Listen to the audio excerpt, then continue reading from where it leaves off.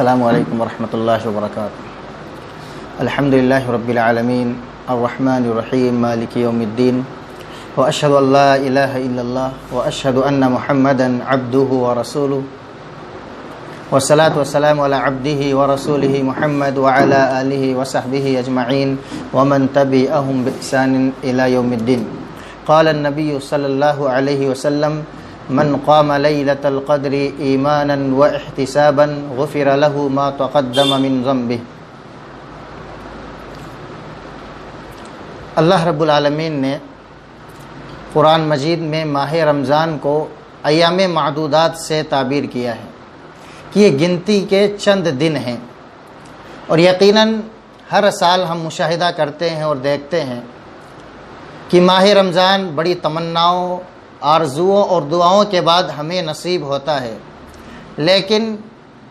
پلک جھپکتے ہی یہ ماہ مبارک ہم سے رخصت ہو جاتا ہے۔ ابھی چند دنوں پہلے ہم نے اس ماہ مبارک کا چاند دیکھا، اور دیکھنے میں یہ لگا کہ 29 یا 30 دن کا یہ مہینہ ہے، لیکن دیکھتے ہی دیکھتے آج 17 رمضان ہے، تقریباً دوسرا عشرہ ختم ہونے کو ہے اور آخری عشرے کی شروعات ہونے والی ہے۔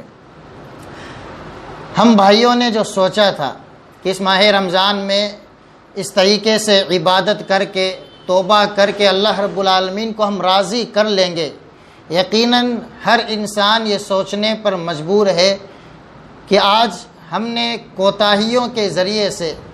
رب العالمین کو منانے کے بجائے اور زیادہ ناراض کر دیا ہے، لیکن یقیناً پھر بھی اللہ رب العالمین نے ایک موقع اور دیا ہے کہ ہمارے پاس چند دن باقی ہیں، خاص طور سے آخری عشرہ۔ اس آخری عشرے میں اللہ کے نبی صلی اللہ علیہ وسلم کا معمول کیا تھا، آپ کا عمل کس طریقے سے تھا؟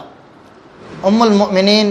حضرت عائشہ صدیقہ رضی اللہ عنہا بیان فرماتی ہیں، اذا دخل العشر شد مئزرہ واحیا لیلہ وایقظ اہلہ، کہ جب یہ آخری عشرہ اللہ کے نبی صلی اللہ علیہ وسلم اس آخری عشرے میں داخل ہو جاتے تو آپ کا معمول یہ تھا شد مئزرہ، کہ آپ صلی اللہ علیہ وسلم اپنے تہبند کو، ازار کو کس لیتے تھے، یعنی آپ تمام ضروریات سے فارغ ہو کر اپنے آپ کو اللہ رب العالمین کی عبادت کے لیے خاص کر لیتے تھے۔ وَأَحْيَا لَيْلَهُ، اور آپ اس عشرے کی شروعات ہی سے مکمل رات آپ بیدار رہ کر اللہ کی عبادت کرتے تھے، جبکہ آپ کا معمول یہ نہیں تھا کہ آپ پوری رات بیدار رہ کر اللہ کی عبادت کرتے ہوں۔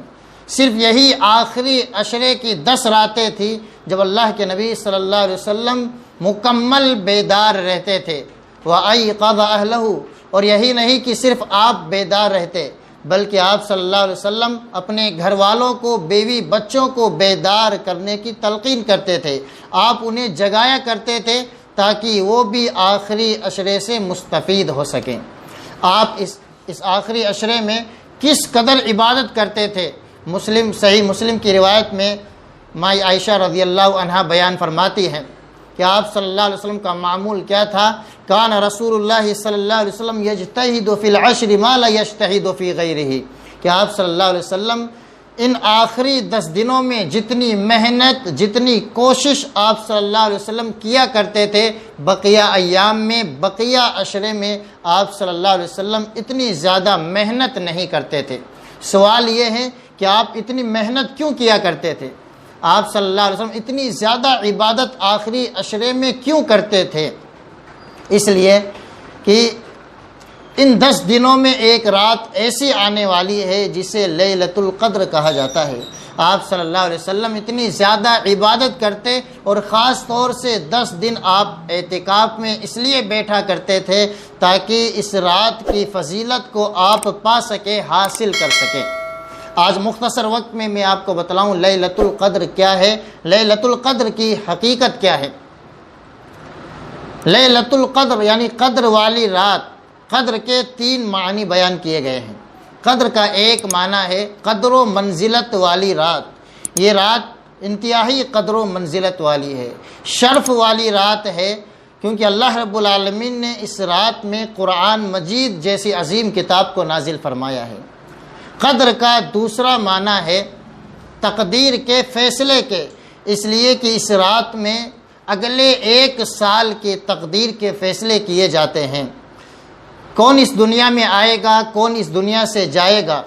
کس کو کتنی روزی ملنے والی ہے، کون سی بیماری پھیلنے والی ہے، کون سی بیماری ختم ہونے والی ہے، تمام فیصلے اللہ رب العالمین 1 سال کے اس رات میں کرتا ہے۔ قدر کا تیسرا معنی ہے تنگی کے،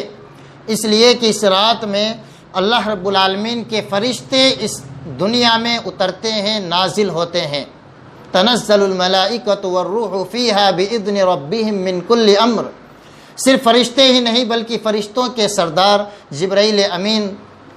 بھی اس رات میں اس زمین پر اترتے ہیں، اور اتنے فرشتے اللہ کی رحمتیں، برکتیں لے کر کے نازل ہوتے ہیں کہ یہ زمین کشادہ ہونے کے باوجود تنگ ہو جاتی ہے، اس لیے اس کو لیلۃ القدر کہا جاتا ہے۔ اس رات کی اس قدر اہمیت ہے، اللہ رب العالمین کے ہاں اس رات کی اتنی عظمت ہے کہ اللہ رب العالمین نے اس رات کی اہمیت کو اجاگر کرنے کے لیے قرآن میں ایک مکمل سورت نازل فرما دی، جسے سورہ قدر کے نام سے ہم جانتے ہیں۔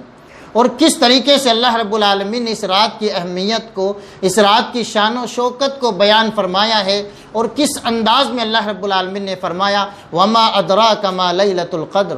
آپ کو کیا معلوم یہ لیلۃ القدر کیا ہے، قدر والی رات کا اندازہ، قدر والی رات کیسی ہے ہم اور آپ نہیں جانتے، اور اللہ رب العالمین نے سوال کر کے بتلایا کہ اس رات کا اندازہ ہم نہیں لگا سکتے ہیں، اللہ رب العالمین ہی ہمیں بتا سکتا ہے۔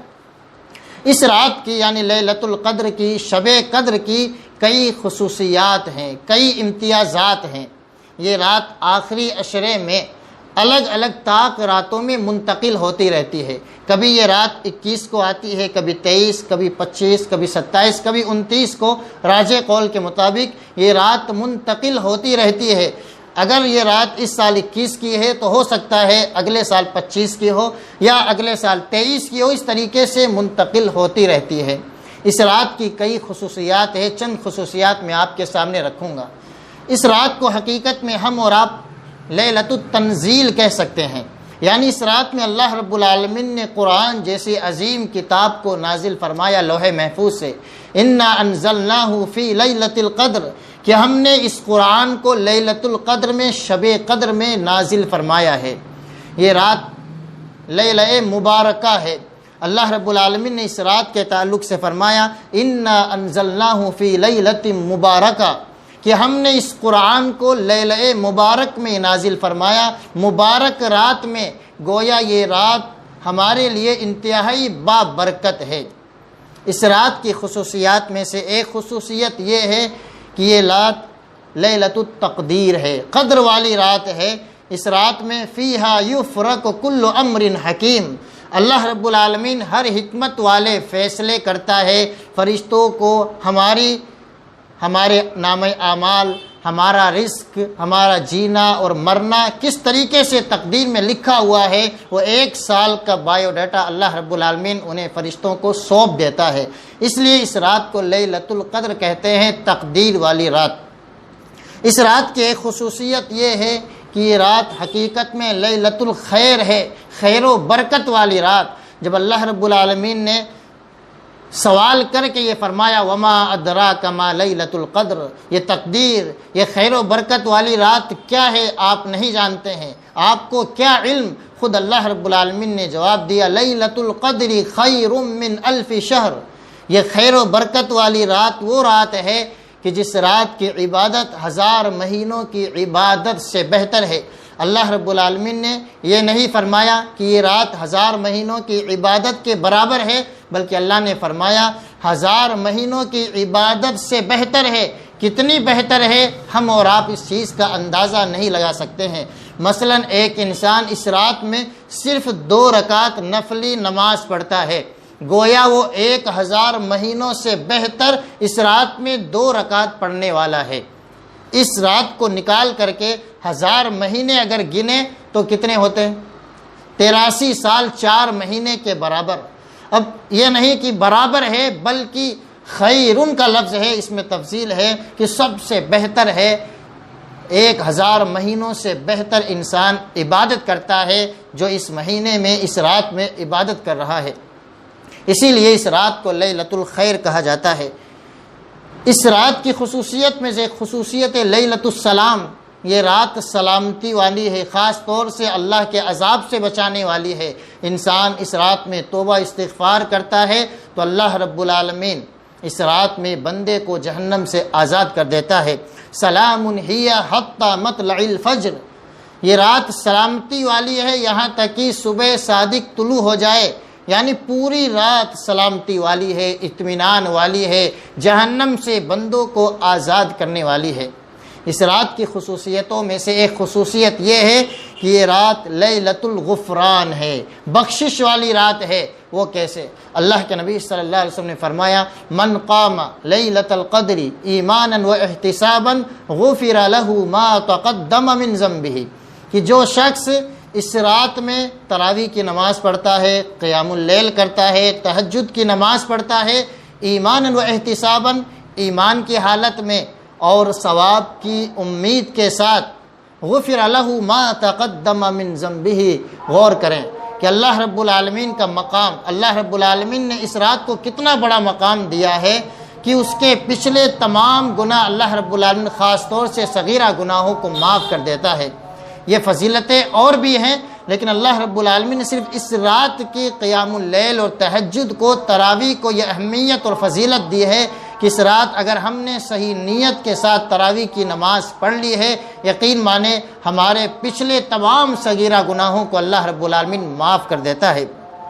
اس رات کی فضیلتیں اور بھی بہت زیادہ ہے۔ اس رات میں ایک انسان کو زیادہ سے زیادہ جو کام کرنے چاہیے وہ ہے کہ تراویح کی نماز، قیام اللیل کا اہتمام کرنا، زیادہ سے زیادہ قرآن کی تلاوت کرے، کیونکہ اسی رات میں اللہ رب العالمین نے قرآن کو نازل فرمایا۔ زیادہ سے زیادہ ذکر و اذکار کرے، توبہ اور استغفار کرے، کیونکہ ماں عائشہ صدیقہ رضی اللہ عنہا نے اللہ کے نبی صلی اللہ علیہ وسلم سے سوال کیا کہ اللہ کے نبی اگر مجھے اس بات کا علم ہو جائے کہ آج کی رات لیلۃ القدر ہے، شب قدر کی رات ہے، تو مجھے زیادہ سے زیادہ کون سی دعا کا اہتمام کرنا چاہیے؟ اللہ کے نبی صلی اللہ علیہ وسلم نے فرمایا،